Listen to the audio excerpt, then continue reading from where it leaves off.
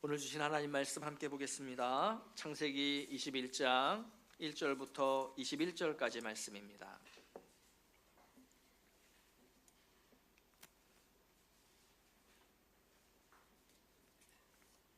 창세기 21장 1절부터 21절까지 말씀인데요. 우리 한 절씩 교독하시고 21절은 함께 읽도록 하겠습니다. 제가 먼저 1절 읽겠습니다. 여호와께서 말씀하신 대로 사라를 돌보셨고 여호와께서 말씀하신 대로 사라에게 행하셨으므로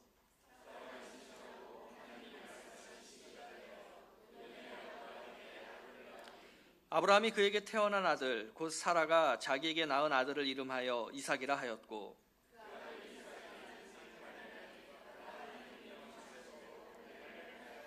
아브라함이 그의 아들 이삭이 그에게 태어날 때에 100세라.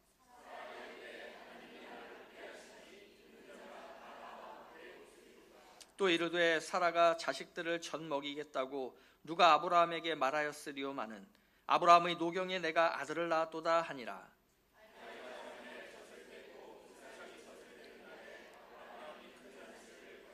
사라가 본즉 아브라함의 아들 애굽 여인 하갈의 아들이 이삭을 놀리는지라.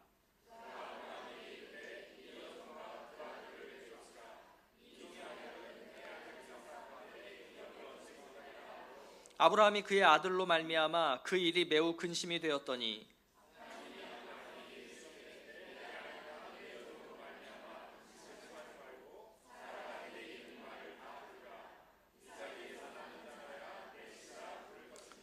그러나 여종의 아들도 내시니 내가 그로 한 민족을 이루게 하리라 하신지라.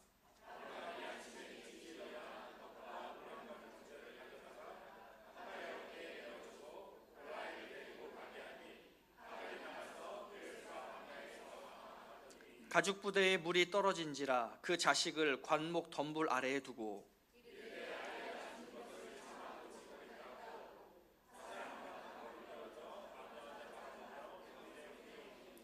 하나님이 그 어린아이의 소리를 들으셨으므로 하나님의 사자가 하늘에서부터 하갈을 불러 이르시되 하갈아 무슨 일이냐 두려워하지 말라 하나님이 저기 있는 아이의 소리를 들으셨나니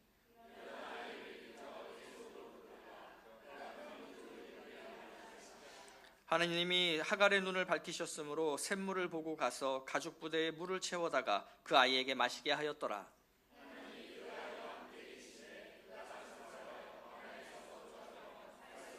다 같이 그가 바란 광야에 거주할 때에 그의 어머니가 그를 위하여 애굽 땅에서 아내를 얻어 주었더라. 아멘. 아브라함이 가나안에 처음 들어올 때 하나님은 자손의 번성을 약속하셨습니다. 그때가 아브라함의 나이가 75세였습니다. 그때로부터 25년이라고 하는 시간이 흘러 드디어 아브라함에게 아들이 태어났습니다. 25년 동안 이 아브라함과 사라의 삶에는요, 그 하나님의 언약의 말씀, 그 약속을 깨뜨릴 뻔한 수많은 시행착오들이 있었죠. 또 사라의 몸이 더럽혀질 뻔한 일도 2번이나 있었는데 이러한 모든 것들은 어찌 보면 그 아브라함의 실수 때문이었다라고 할 수 있습니다. 자, 그러나 하나님은 즉 자손과 관계된 그 위기들을 다 극복하게 만드셔서 드디어 이 아브라함과 사라 사이에서 아들을 보게 하셨던 거예요. 자, 이때 이들의 나이 100세와 90세였습니다. 100세와 90세, 이 나이가 중요한 것은요, 이들 사이에서 아들이 태어난 것은 뭐 운이 좋았다거나 아니면은 우연이어서 그랬던 것이 아니고 하나님께서 말씀하셨던 것을 이루셨다, 이것밖에는 설명할 길이 없는 그러한 부분이기 때문입니다. 우리 하나님은 이처럼 말씀하신 것을 반드시 이루시는 분이십니다. 그리고 하나님은 지금 이 시대에도, 지금 우리가 살고 있는 지금도 하나님께서 말씀하신 것을 이 세상 가운데 이루고 계시다라고 하는 것이죠. 오늘 말씀을 통해서 지금 이 시대에도 말씀대로 이루시는 하나님께 우리가 어떻게 믿음으로 반응해야 하는가, 이런 부분들을 말씀을 통해서 함께 좀 살펴보려고 합니다. 자, 아들이 태어났어요. 너무나 기뻤겠죠. 그죠? 그것도 그냥 아들이 아니잖아요. 100세에 그리고 90세에 얻은 그 아들. 여러분, 그 기쁨과 그 감격을 무엇이라고 표현할 수 있겠습니까? 그런데 성경은 아브라함과 사라에게 있을 그 엄청난 기쁨과 감격 또는 그들의 감정에 대한 표현을 하기에 앞서서 다음과 같은 두 절의 말씀을 기록하고 있습니다. 자, 그게 3절 4절인데 우리 다시 한번 읽어볼까요? 자, 시작. 아브라함이 그에게 태어난 아들 곧 사라가 자기에게 낳은 아들을 이름하여 이삭이라 하였고 그 아들 이삭이 난 지 8일 만에 그가 하나님이 명령하신 대로 할례를 행하였더라. 자, 하나님께서 말씀대로 이루셨다라고 하는 표현이 이 앞쪽에 3번이나 등장을 하고 있어요. 이 3, 4절도요. 결국은 아브라함이 뭘 했다라고 말씀하고 있는 거냐면 하나님 말씀에 순종했다라는 이야기를 하고 있는 거예요. 아들이 태어나서 얼마나 기쁘냐 감격했느냐 이것보다도 더 중요한 게 뭐라는 거예요? 말씀하시는 하나님 앞에 순종하는 성도의 삶이 중요하다라는 것을 오늘 이 말씀이 보여주고 있는 겁니다. 자, 아브라함의 순종의 내용은 크게 2가지였어요. 하나님께서 17장에서 명령하신 대로 그 아이의 이름을 뭘로 지어요? 이삭으로 지은 거예요. 그러니까 이게 그냥 본인이 짓고 싶은 이름이 아니고 하나님이 이삭으로 이름을 지으라고 명령하셨고 그거에 대한 순종을 아브라함은 지금 하고 있는 거예요. 자, 2번째로 하나님이 명령하신 대로 아브라함이 뭘 합니까? 이삭이 난 지 8일 만에 할례를 행해요. 하나님은 말씀하신 바를 이루셨고 아브라함은 그러한 하나님 앞에 순종하고 있었던 것이죠. 자, 이 말씀에 이어서 사라에 대해서는 또 이렇게 표현하고 있어요. 자, 6절인데요. 사라가 이르되 하나님이 나를 웃게 하시니 듣는 자가 다 나와 함께 웃으리로다 라고 말이죠. 여러분, 이 구절은 사라가 그 90세의 자녀를 얻은 것이 너무나 기뻐하는 나머지 이렇게 하나님 앞에서 기뻐하는 그러한 모습이겠구나 이렇게 볼 수도 있지만요, 사실은 이건 역시도 말씀대로 이루시는 하나님께 순종하는 그러한 사라의 반응, 사라의 모습이라고 할 수 있는 거예요. 자, 사라는 하나님이 나를 웃게 해주셨다 이렇게 고백합니다. 사라의 이 고백은요, 하나님의 그 약속의 말씀을 들었을 때, 그죠? 작년 이맘때 하나님의 그 약속의 말씀을 딱 들었을 때 그 하나님의 말씀을 듣고 비웃었던 그 자신의 모습을 회고하고 있는 것이죠. 그래서 그때 하나님께서 뭐라고 말씀하셨어요? 너의 그 비웃음을 내가 웃음으로 만들 거야 이렇게 말씀하셨다고요. 그 하나님의 말씀에 따라 이제는 자기가 더 이상 하나님의 어떤 말씀에 대해서 비웃지 않고 이제는 제가 하나님 웃음을 지어 올려드릴게요, 하나님의 말씀대로 제가 순종할게요 라고 하고 하는 그러한 사라 편에서의 하나님에 대한 순종이라고 할 수 있는 거예요. 그러면서 사라가 뭐라고 얘기해요? 하나님께 내가 순종하는, 웃음으로 순종하는 그 자리에 어떻게 하겠다고요? 다른 사람들도 내가 초대해서 함께 하나님 앞에서 웃도록 하겠다, 함께 웃읍시다 이렇게 지금 하고 있는 거죠. 하나님의 말씀대로 이루신 그 은혜에 대해서 믿는 자들이 어떻게 하나님 앞에 반응해야 하는가를 너무나 잘 보여주는 그러한 대목이라고 할 수 있는 겁니다. 말씀대로 이루시는 하나님을 대하는 성도의 자세, 그것은 바로 순종입니다. 순종은 하나님의 은혜를 받은 자들에게 너무나 자연스럽고 당연한 반응이에요. 따라서 순종은요, 기쁨이어야 하고 감사여야 하고 그리고 믿음이어야 하는 것입니다. 그렇다면 우리 성도님들은 왜 하나님 말씀에 내가 순종해야 해 라고 생각하고 계세요? 하나님께서 자신의 외아들 예수 그리스도를 이 땅에 보내셔서 나를 대신해서 죽게 하셨고 죽어야 할 나를 용서하셨을 뿐만 아니라 하나님의 백성과 하나님의 자녀로 삼아주셨잖아요.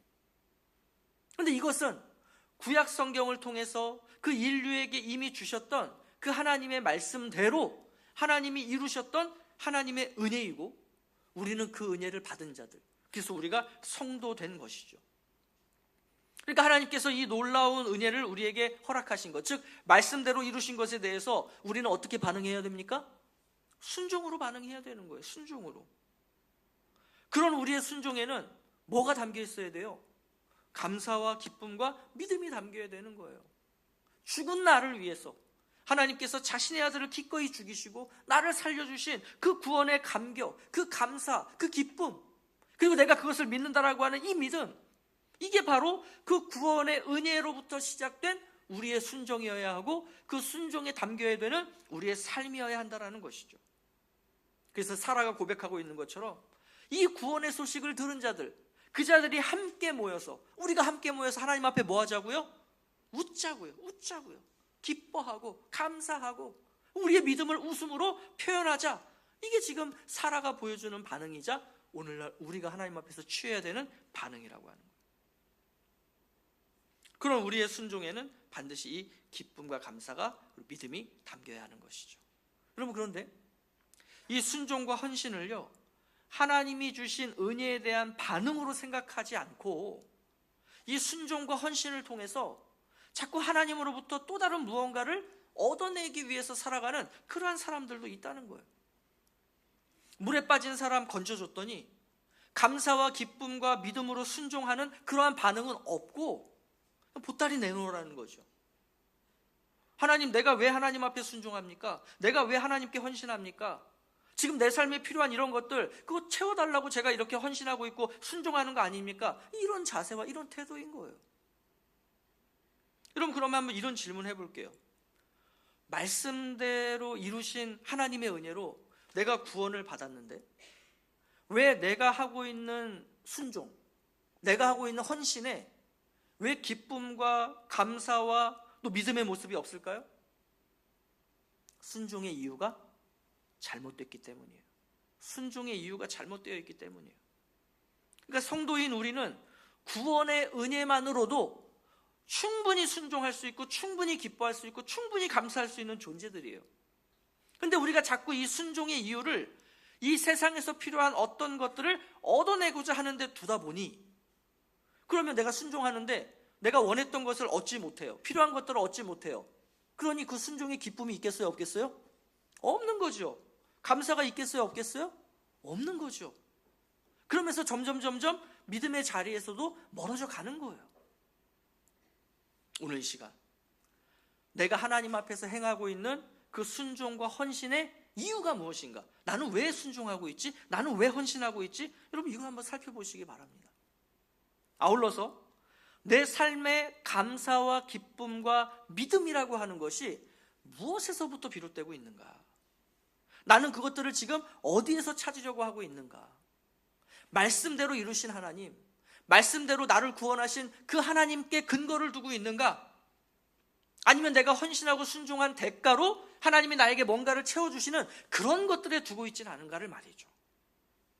그래서 순종의 참된 감사와 기쁨을 회복하시고 그것을 누리실 수 있는 우리 성도님들 되시기를 간절히 원합니다. 자, 그렇게 태어난 이삭이 잘 자랐어요. 그래서 이제 젖을 때는 3살쯤 되었을 때 아브라함이 큰 잔치를 열게 됩니다. 자, 한국 문화에서도 그런 거 있죠. 우리 아이들이 죽지 않고 잘 자라 100일이 되고 돌이 되면 뭐 해줘요? 잔치해 주죠. 그죠? 똑같은 거예요. 그러니까 우리나라 문화에서도 예전에 우리 옛날에는 아이가 태어났는데 100일까지 죽지 않고 살았다. 이게 굉장히 큰 일이었잖아요. 그래서 100일 잔치 해주는 거잖아요. 근데 100일이 아니라 심지어 1년을 또 죽지 않고 살아있는 거예요. 그러니 또 이게 얼마나 또 대견해요? 그래서 잔치를 했던 거죠. 근데 요즘은요, 자, 100일 동안 살아줘서 고마워, 1년 동안 안 죽어서 고마워, 이래서 잔치해 주나요? 요즘은 그런 잔치 아니잖아요. 그죠? 그러다 보니 요즘은 100일도 거의 안 하죠. 그죠? 100일 안 하고 뭐 돌잔치도 이제는 그냥 가족들끼리 모여서 함께 기뻐하고 즐거워하는 그런 시기로 갖는 거죠. 고대 근동 문화에서도요, 그때가 있었다는 거예요. 그러니까 젖을 떼는 시기, 약 2년에서 3년 동안 이 아이들이 죽는 경우들이 너무 많은 거예요. 그래서 젖을 뗄 때쯤 되면은 이제 아이들도 면역력이 다 생기면서 스스로 살아갈 수 있는 상태가 되었다. 그래서 큰 잔치를 이렇게 벌여주었던 것입니다. 자, 그런데 잔치잖아요. 기쁘고 즐거워야 되잖아요. 근데 이 잔치를 통해서 그 수면 아래에 가라앉아 있었던 그 갈등이 수면 위로 드러나는 어떤 사건이 발생합니다.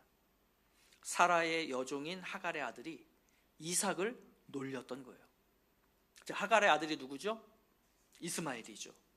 당시 이스마엘은 16세 정도 되는 청소년, 청년 정도로 자란 상태입니다.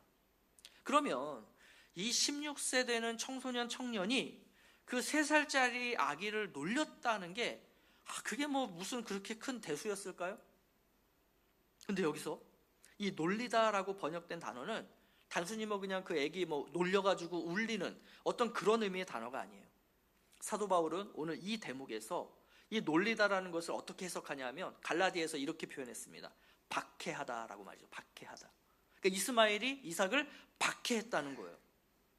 그러니까 결론적으로 이스마엘이 이삭을 놀리는 그 어떤 행위를 사라가 볼 때 그것이 사라에게는 뭘로 보였냐면 종의 자식인 이스마엘이 주인의 자식인 이삭을 밟고 아브라함의 후사가 되려고 하는 어떤 시도, 그렇게 보였다는 것이죠. 그래서 이 사라가 아주 강력하게 이 하갈과 이스마엘을 내쫓을 것을 아브라함에게 요구합니다. 자, 그런데 이러한 사라의 요구는 아브라함을 굉장히 근심하게 만듭니다.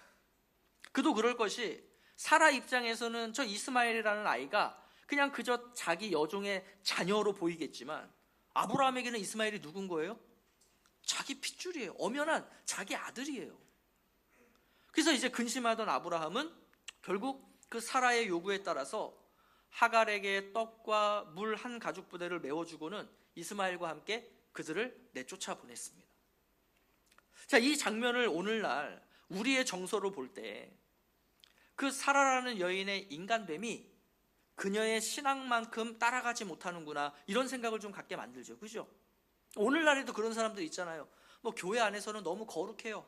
저분보다 정말 성숙한 신앙인은 없어 보여요. 그러니까 하나님과의 관계는 너무 좋아 보이지만 정작 그의 삶으로 들어가서 이웃에게 못되게 굴고 자기 직원들이나 자기 밑에 있는 사람들을 대할 때 정말 세상 사람들보다도 못한 그러한 방법과 모습을 보이는 어떤 그런 사람들하고 이렇게 겹쳐지는 모습으로 보이죠. 매정하고 긍휼히 여기는 마음도 없어 보이고 못된 심보, 못된 성정을 가진 그런 여인처럼 여겨져요. 그런데 오늘 본문은 우리가 이렇게 감정적으로나 또는 인류애적으로 바라봐야 하는 어떤 휴먼 드라마의 장면이 아니라는 거예요.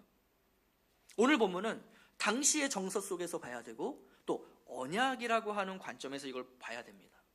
자, 물론 당시 정서에서 볼 때도요, 이 하갈과 이스마엘을 향해서 이렇게 사라가 요구하고 또 아브라함이 그렇게 대처하는 당시의 이 모습은요, 그 당시 법적으로 전혀 문제될 게 없었다는 거예요. 많은 사람들이 이런 식으로 그 갈등의 문제들을 해결하고 있었다라는 겁니다. 자, 오히려 우리가 주의해서 봐야 될 부분은 뭐냐면 이러한 상황에 대해서 하나님은 어떻게 대처하시냐는 거예요. 자, 사라의 요구에 이 아브라함이 근심하자 하나님께서 아브라함에게 이렇게 말씀하셨습니다. 자, 우리 12절 13절 말씀 같이 보겠습니다. 시작. 하나님이 아브라함에게 이르시되 내 아이나 내 여종으로 말미암아 근심하지 말고 사라가 내게 이른 말을 다 들으라. 이삭에게서 나는 자라야 내 씨라 부를 것임이니라. 그러나 여종의 아들도 내 씨니 내가 그로 한 민족을 이루게 하리라 하신지라. 자, 하나님의 대처는 두 가지로 갈라집니다. 두 가지. 자, 먼저는 언약 안에 있는 사람들에 대한 대처예요. 언약 안에 있는 사람들이 누구였어요? 아브라함과 사라죠. 그죠? 그러니까 이 언약 안에 있었던 아브라함과 사라에 대해서는요, 먼저 아브라함의 근심을 제거해 주세요. 너 근심하지 마. 그리고 사라, 너 아내의 얘기대로 그렇게 따라서 해라. 이렇게 이야기하세요. 근데 여러분 잘 생각해 보세요. 이 하갈과 이스마엘이라고 하는 갈등의 요소를 누가 만들었습니까? 이거 하나님이 만드신 거예요? 아니잖아요. 아니잖아요. 이거 아브라함과 사라가 만든 거예요. 하나님의 약속의 말씀을 믿음으로 기다리지 못하고 자신들의 방법으로 자신들이 그 일을 처리하다가 발생한 그 문제잖아요. 연약함과 온전하지 못함과 죄악됨에서 발생한 어찌 보면 그것의 찌꺼기란 말이죠. 근데 그럼에도 불구하고 하나님은 아브라함의 근심을 제거해 주시고 오히려 아브라함에게 믿음을 부어주시고 계시다는 거예요. 하나님은 사라의 말대로 할 것을 아브라함에게 말씀하셔요. 왜냐하면 언약 안에서 볼 때, 즉 언약적으로 볼 때 아브라함의 후사가 될 사람은 누구여야 해요? 이삭이어야 해요. 왜? 하나님이 그렇게 말씀하셨기 때문에. 그러니까 하나님 입장에서는 당연히 이 이삭을 아브라함의 후사로 세워주실 거예요. 그게 말씀대로 이루시는 하나님이시니까요. 자, 그러면서 동시에 하나님은 그 언약 밖에 있는 하갈과 이스마엘에 대해서도 어떻게 하시겠다고요? 하나님의 말씀하신 것을 지키시겠다라는 거예요. 이스마엘 역시도 아브라함의 자손이기 때문에 하나님이 말씀하시고 약속하신 대로 그 이스마엘도 한 민족을 이루게 하시겠다, 이것이죠. 그리고 여러분, 이게 얼마나 놀라운 하나님의 처사입니까? 우리가 우리의 뜻대로 되지 않는 어떤 일들을 맞닥뜨릴 때 우리가 서로 우리 성도들끼리는 그런 말들 하잖아요. 모든 것이 합력하여 선을 이룰 거예요 라고 말이죠. 그죠? 로마서 8장 28절 말씀인데, 여기서 이 모든 것이란 우리가 잘한 것이든 또는 우리가 실수한 것이든, 내가 의도했던 것이든 나의 의도나 나의 의지와는 상관없이 발생한 일이든 우리 삶과 또 이 세상에서 벌어지는 모든 일을 말하는 거예요. 그리고 여기서 선을 이룬다라고 할 때 선은 우리에게 선한 것이 아니라 하나님께 선한 것을 의미하는 겁니다. 그러면 이 로마서 8장 28절의 말씀을 오늘 본문에 한번 이렇게 대입을 해볼게요. 그러면 이 말씀은 우리 삶에도 대입해서 살아갈 수 있게 돼요. 자, 하갈과 이스마엘은 사라와 아브라함의 연약함 그리고 믿음 없음에서 비롯된 갈등의 요소였어요. 우리가 오늘 이 세상을 살아갈 때 우리 삶에서 벌어지는 거의 대부분의 문제들은요, 우리의 믿음 없음과 우리의 세속됨에서 비롯되는 문제들이에요. 여러분, 이걸 아셔야 돼요. 나는 죄 없어, 나는 너무나 선하고 착하게 하나님 말씀 순종해서 잘 살았는데 자꾸 내 삶에 안 좋은 일이 생겨. 아니에요. 다 그런 문제들이 어디서부터 비롯되느냐? 우리의 세속적인 생각, 하나님 뜻에서 벗어난 어떤 나의 결정들, 내가 지금 가고 있는 그릇된 삶의 방향, 여기서 비롯되는 것들이에요. 그러니까 이 하갈과 이스마엘이라는 하고 하는 이 갈등의 요소도 결국은 아브라함과 사라의 연약함에서 비롯된 것이었다는 거죠. 근데 이것이 뭐가 문제가 되냐면, 이것 때문에 이삭에게로 이어져야 가야 할 그 하나님 나라의 계보, 아브라함의 계보가 틀어질 수 있게 되었다는 거죠. 그러니까 이것은 하나님께 있어서도 그렇고 아브라함과 사라에게 있어서도 그렇고 하갈과 이스마엘이라고 하는 이 존재 자체는 굉장히 위험 요소다라고 할 수 있는 겁니다. 그런데 이것을 아브라함과 사라는 어떻게 해결하겠다는 거예요? 이 위험 요소를 자신들의 삶에서 제거하겠다는 거예요. 없애겠다는 거예요. 자, 그러다 보니 여기서 뭐가 발생하냐 하면, 하나님 나라 백성으로서 가져야 할 사랑과 긍휼과 자비라고 하는 이 가치가 그들의 삶에서 삭제가 되는 겁니다. 이게 인간이에요. 이게 우리예요.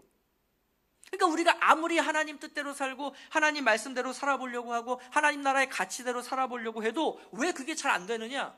이러한 부분 때문에, 이러한 부분들 때문에, 우리의 연약함, 믿음 없음, 거기서 비롯된 우리가 해결하지 못하는 삶의 여러 가지 그런 위험 요소들, 갈등들, 그걸 다 벌어지고 나면 그걸 수습을 못하는 거예요, 우리는.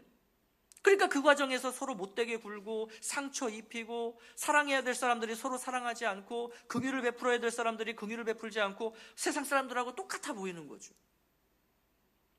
그래서 인간은요, 제가 늘 그렇게 말씀드리잖아요. 하나님의 일을 아무리 도우려고 해도, 하나님 말씀에 순종한다라고 해도요, 늘 그 인간은 하나님의 일을 망칠 뿐입니다. 도움이 안 되는 정도가 아니에요. 차라리 도움이 안 되면 괜찮아요. 망쳐요, 하나님의 일을. 그게 지금 우리가 보고 있는 아브라함과 사라의 삶이에요.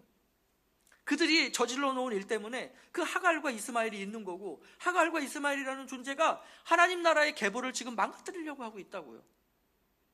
그러면 하나님 입장에서는 어떻게 하실까요?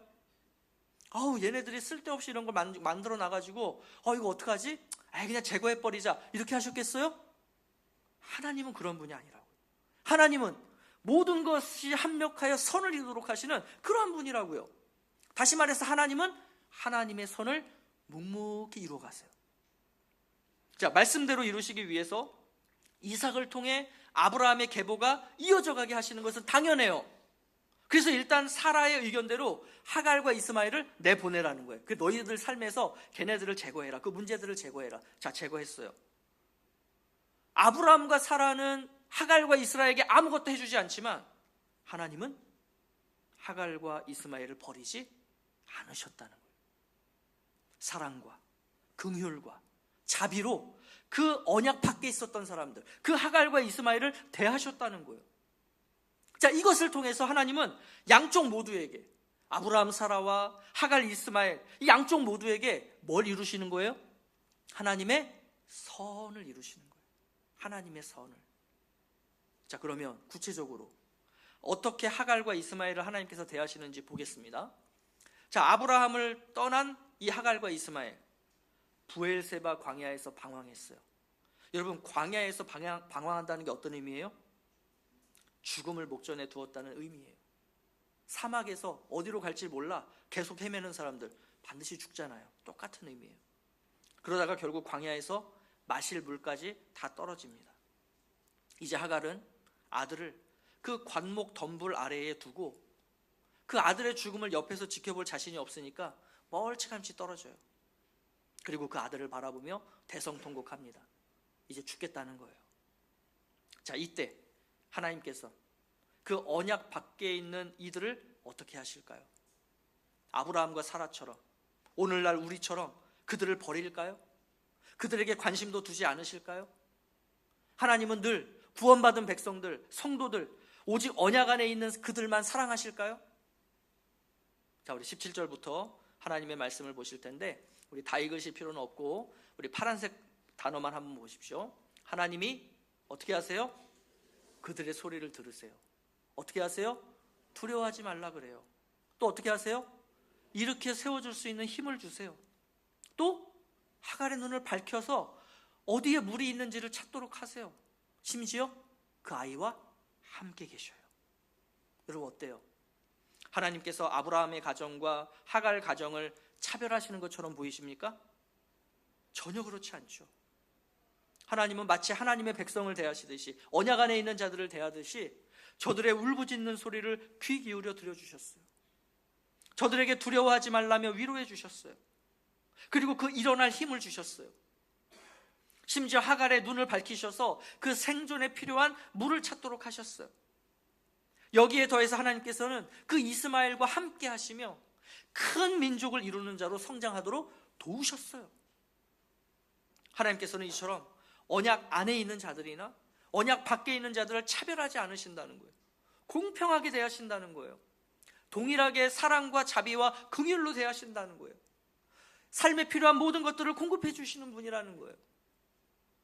믿는 자들, 언약 안에 있는 자들은 그러한 믿지 않는 자들, 언약 밖에 있는 자들을 바라보면서 저 사람들 왜 저렇게 잘 돼? 하나님, 우리만 잘 되게 해주셔야 되는 거 아니에요? 왜 하나님을 믿지 않고 예수님을 믿지 않는 저 세상 사람들이 왜 우리보다 더 잘 되는 것처럼 보여요? 하나님, 너무 불공평한 것 같아요. 이거는 우리의 생각이죠. 하나님은 늘 누구에게나 공평하게 대하고 계시다는 거예요. 그러면 하나님께서 왜 이렇게까지 하갈과 이스마엘을 대하셨을까요? 하나님이 말씀하신 게 있기 때문에. 말씀하신 게 있기 때문에. 이전에 하갈이 그 여주인 사라를 피해서 도망쳐서 오아시스에 있을 때, 그죠? 하나님께서 그 사라를 찾아가서 만나주시면서 하갈에게 말씀하셨잖아요. 내가 너의 아들의 큰 민족을 이루게 하겠다. 그러니까 하나님께서 말씀대로 이루신다는 것은 언약 안에 있는 사람들에게만 해당되는 게 아니라, 믿는 자들만을 향한 것만이 아니라 온 세상 열방을 향하고 있는 것, 이게 바로 하나님의 말씀대로 이루신다라고 하는 것의 의미예요. 왜 그럴까요? 하나님은 이스라엘만의 왕이 아니시잖아요. 우리 하나님은 온 인류의 왕, 온 민족의 왕, 이 온 우주의 왕이 하나님이시기 때문에 하나님은 모두를 다 공평하게 대하고 계시는 분, 그게 바로 말씀대로 이루시는 하나님, 이 속에 담겨져 있는 의미라는 거예요. 그럼 여러분, 지금 이 아브라함의 이야기, 이 하갈과 이스마엘에 대한 이 이야기를 제일 처음 받았던 사람들이 누구죠? 어디에 있는 사람들이에요? 이 사람들이? 지금 모세로부터 그 말씀을 받았을 때 이들이 있었던 곳도 광야였어요. 그 광야를 행진하고 있었던 이스라엘 백성들에게 이 이야기가 들려졌다는 것입니다. 아브라함 가정에서 광야로 내쫓겨낸 그러한 하갈과 이스마엘처럼 지금 이 이스라엘 백성들도 어떤 상황이에요? 자신들이 살던 애굽에서 내쫓겨남을 당해서 지금 메마른 광야 한가운데에서 극심한 공궁을 겪고 있을 때 이 말씀을 받았던 거예요. 이때 이스라엘은 이 하갈과 이스마엘을 대하셨던 하나님을 기억해야 했던 거죠. 자, 이것을 기억하면서 이들은 어떤 믿음을 가져야 했을까요? 어떤 삶을 살았어야 했을까요? 여러분, 오늘 우리 역시도요, 그 하갈과 이스마엘을 대하셨던 그 하나님을 기억해야 합니다. 그러면 그 당시에 이스라엘 백성들도, 오늘 우리도 이 이야기를 기억하며 어떤 믿음을 가져야 하냐는 거예요. 예수님이 이에 대한 해답을 주셨어요. 예수님은 이 광야와 같은 세상에서 너무나 힘겹게 어렵게 살아가고 있는 그 하나님 나라 백성들, 오늘로 따지면 우리겠죠. 우리에게 산상수훈에서 이러한 말씀을 주셨습니다. 자, 우리 마태복음 7장 9절에서 11절 말씀인데 우리 함께 읽어보겠습니다. 시작. 너희 중에 누가 아들이 떡을 달라 하는데 돌을 주며 생선을 달라 하는데 뱀을 줄 사람이 있겠느냐? 너희가 악한 자라도 좋은 것으로 자식에게 줄 줄 알거든 하물며 하늘에 계신 너희 아버지께서 구하는 자에게 좋은 것으로 주시지 않겠느냐? 언약 밖에 있었던 그 하갈과 이스마엘도 그렇게 지키시고 보호해 주신 하나님께서 하물며 아브라함의 후손인 성도들을, 예수 그리스도를 믿고 구원받은 하나님의 자녀인 우리를 지키시고 보호하시지 않겠느냐는 거예요. 당연한 거 아니냐는 거예요. 여러분, 그렇다면 우리는 어떻습니까? 하나님께서 이 하갈과 이스마엘의 그 울음소리를 들으셨고, 그런 그들에게 찾아가셨고, 그런 그들과 함께 하시며 그들에게 하셨던 약속을 신실하게 지키셨다면, 오늘날 하나님의 자녀이며 하나님의 백성인 우리를 하나님이 어떻게 대하시겠냐는 거예요. 동일하게 사랑과 긍휼과 자비로 대하실 것 당연하지 않겠습니까? 왜요? 우리 하나님은 말씀대로 이루시는 분이시니까요. 하나님, 우리 사랑한다라고 말씀하셨잖아요. 우리를 고아와 같이 내버려 두지 않겠다라고 하나님이 말씀하셨잖아요. 너희들이 어느 곳에 있든 어느 때든 나는 너희들과 영원히 함께 할 거야 라고 말씀하셨잖아요. 하나님께서 이 말씀을 이루지 않을 것이다 라고 생각하십니까? 아니라는 거예요. 하갈과 이스마엘에게도 그 말씀을 이루신 하나님이라면 오늘 하나님의 자녀인 우리들에게 해주셨던 이 말씀을 하나님이 안 이루실 근거가 어디에 있겠냐는 거예요. 다시 말해서 반드시 이루신다는 거예요. 그렇다면 오늘 우리는 무엇을 걱정하며 무엇을 염려하겠습니까? 예수를 그리스도로 믿고 하나님의 자녀가 된 우리에게 하나님께서 가장 좋은 것으로 주시지 않겠습니까? 비록 지금은 우리의 삶이 너무 고나고 힘들고 괴롭더라도 그 모든 것들이 합력하여 선을 이루는데 하나님께서 그것을 사용하지 않으시겠습니까? 아무쪼록 이 말씀대로 이루시는 우리 하나님을 바라보며 오늘도 기쁨과 감사와 믿음으로 그 순종의 길을 걸어갈 수 있는 우리 청도하님교회 성도님들 되시기를 예수 그리스도의 이름으로 축복합니다. 우리 오늘 주신 말씀 여러분도 한번 생각해 보시고 또 적용해 보시고, 과연 내가 하나님 앞에 하고 있는 순종과 헌신에 감사와 기쁨이 있는가? 없다면 나는 왜 하나님께 순종하고 있지? 나는 왜 하나님께 헌신하고 있지? 내가 이걸 통해서 나는 어떤 것을 얻으려고 하지? 나는 과연 구원의 감격만으로 하나님 앞에 순종하며 헌신하고 있는가? 이런 부분들을 묵상해 보시고, 또 내가 지금 힘들고 어렵더라도 하나님께서 그 하갈과 이스마엘에게도 그렇게 하셨다면 오늘 나를 이렇게 가만 버려두지 않으시겠구나, 나를 사랑하시고 나를 버려두지 않으시고 늘 나와 함께 하시겠구나라고 하는 이 믿음으로 다시 한번 일어서시는 우리 성도님들 되셨으면 좋겠습니다. 우리 주신 말씀 생각하며 우리가 기쁨으로 하나님 앞에 찬양 올려드리면 좋겠습니다. 우리 한번 박수 치면서 찬양할까요? 나의 반석이신 하나님, 나의 반석이신 하나님, 행하신 모든 것 완전하신 나의 생명 되신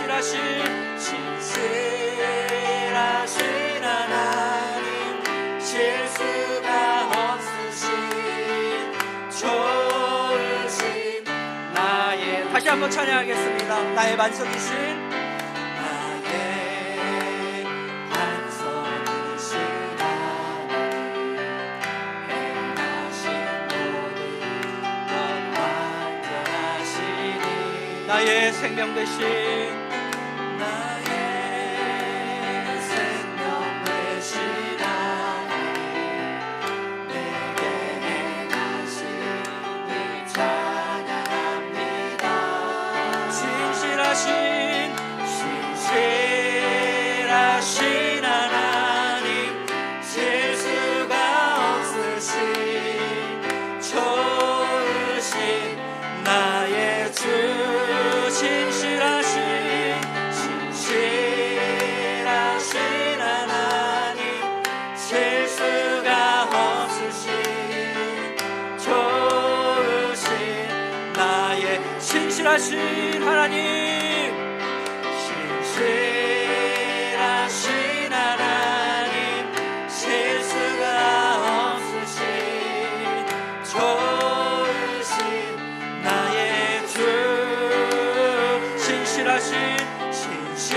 신실하신 하나님 실수가 없으신 좋으신 나의 좋으신 나의 주님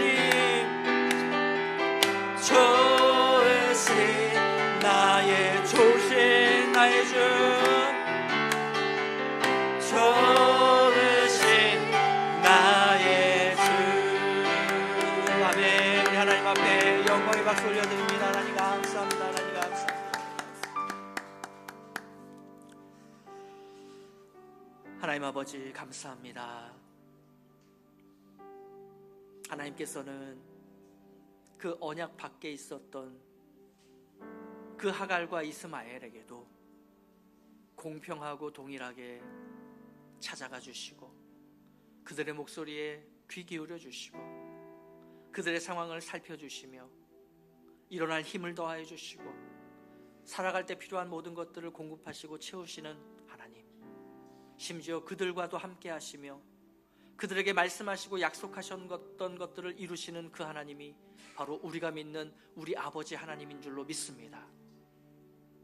하나님께서 언약 밖에 있었던 그 하갈과 이스마엘에게도 그렇게 대하셨다면 오늘 예수 그리스도를 믿고 구원받아 하나님의 자녀가 된 우리들에게도 그들보다 못한 것이 아니라 그들과 동등하게 우리에게 대해 주실 것을 우리가 믿음으로 말미암아 오늘 다시 한번 하나님 앞에 나아가기를 원합니다. 우리가 말씀대로 이루시는 그 하나님 앞에서 마땅히 취해야 할 반응은 오늘 이 아브라함과 사라가 보여줬던 것처럼 그 말씀 가운데 하나님 앞에 순종함으로 나아가는 것인 줄로 믿습니다. 혹시 우리가 하나님 앞에 순종하며 헌신했던 것이 이 삶에 필요한 어떤 것들을 바라며 그것을 얻어내기 위해서 순종하며 헌신했다면 이제는 우리의 생각을 고치게 하여 주시고 그 구원받은 감격으로 말미암아 기꺼이 기쁨으로 감사함으로 믿음으로 그렇게 하나님 앞에 순종하며 헌신할 수 있는 우리 모두가 될 수 있도록 인도하여 주시옵소서. 하나님, 우리 가운데에는 정말로 아브라함과 사라처럼 하나님의 그 귀한 말씀이 성취되어 기쁨과 감사함 가운데 있는 성도들도 있겠지만 오늘 이 하갈과 이스마엘처럼 정말로 이 광야와 같은 세상에서 너무나 힘들고 그렇게 어려운 상황 가운데 있는 우리 성도들도 있을 것입니다. 어떠한 상황 가운데 있던 우리 하나님은 늘 변함없이 늘 신실하게 우리에게 말씀하신 대로 행하시는 하나님이신 줄로 믿사오니 그런 상황 가운데 있는 성도들이 있다면 하나님 사랑하여 주시옵고 저들을 고아처럼 내버려 두지 않으시는 그 하나님의 은혜를 허락하여 주시옵소서. 어느 곳에 있든 어느 때에 있든 하나님 저들과 함께 하시며 저들에게 필요한 것들을 공급해 주시는 가장 좋으신 우리 하나님이심을 우리 모두가 경험하며 살아가는 이 2025년도 마지막 주간 그리고 2026년도를 시작하는 우리의 삶이 될 수 있도록 주님 함께하여 주시옵소서. 이제는 우리 구주 예수 그리스도의 은혜와 하나님 아버지의 그 크신 사랑과 성령 하나님의 감화감동 교통하시는 그 놀라운 은총이 이제는 말씀대로 이루시는 하나님 앞에 참된 순종으로 기쁨으로 감사함으로 믿음으로 반응하겠노라 결단하며 다짐하며 이 자리를 떠나가는 주의 거룩한 백성들 위해 저들의 가정과 저들의 생업의 현장 위에 우리 총도 아닌 교회 위에 이제로부터 영원토록 함께 있을지어다. 아멘.